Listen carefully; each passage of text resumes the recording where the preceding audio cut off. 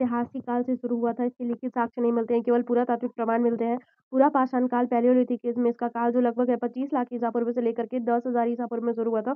इसकी मुख्य विशेषताएं कौन कौन सी है कि मानव जीवन, शिकारी संग्रहण करती औजार, अस्थि, अनपॉलिश्ड स्टोन टूल था, आग का प्रयोग आ गया था, गुफाओं में लोग निवास करते थे। महत्वपूर्ण स्थल कौन कौन से पता चले हैं तो भीमबेड़का एमपी में, फिर हुनसंगी कर्नाटक, नर्मदा नदी, निम्न मध्य उच्च पूरा पाषाण, फिर मध्य पाषाण काल आता है। इसका मुख्य बिंदु होता है 10,000 साल से लेकर के 6,000 ईसा पूर्व। इसमें छोटे छोटे औजार माइक्रोलिथ का प्रयोग करते हैं। शिकार प्लस मछली पन्ना पशुपालन की शुरुआत हो जाती है। गुफा चित्रकारी में सब कुछ पता चलता है। महत्वपूर्ण स्थल भीमबेड़का बागी राजस्थान के। फिर नवपाषाण काल आता है 6,000 से लेकर के 1,000 ईसा पूर्व। इसकी मुख्य विशेषताएं है कि स्थायी जीवन होता है, कृषि की शुरुआत हो जाती है और मिट्टी के बर्तन का प्रयोग होने लगता है। पशुपालन भी चालू हो जाता है, घरों का निर्माण भी स्टार्ट हो जाता है।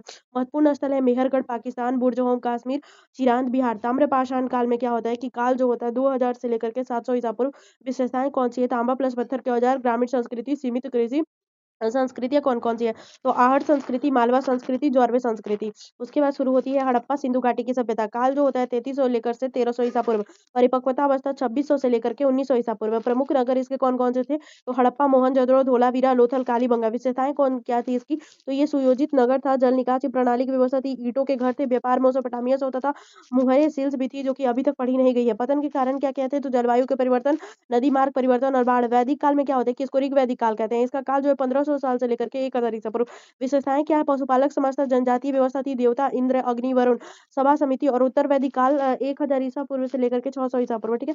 कृषि का विकास हुआ, वर्ण व्यवस्था मजबूत हुआ, राजा शक्तिशाली हुआ, यज्ञ ब्राह्मणों का प्रभाव हुआ, धार्मिक सुधार आंदोलन में काल 6वीं शताब्दी ईसा पूर्व से लेकर के बौद्ध धर्म।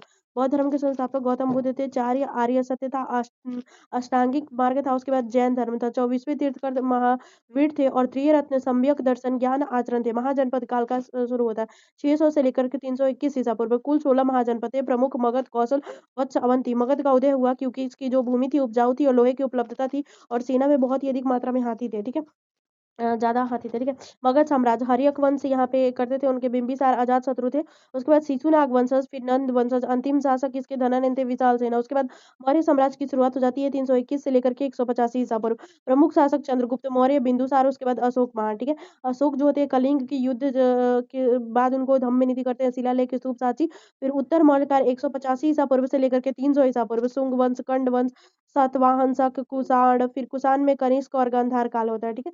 फिर गुप्त साम्राज्य 320 से लेकर के 550 ईसा पूर्व। भारत का स्वर्ण युग इसको कहा जाता है। प्रमुख शासक चंद्रगुप्त, समुद्रगुप्त, फिर चंद्रगुप्त दो, विक्रमादित्य। उपलब्धियां क्या है कि दशमलव प्रणाली यहाँ पे शुरू हुआ था, आर्यभट्ट भी इसी में थे, इसी काल में थे। फिर कला साहित्य, नालंदा विश्वविद्यालय, गुप्तोत्तर काल 550 से लेकर के 750 ईस्वी। हर्षवर्धन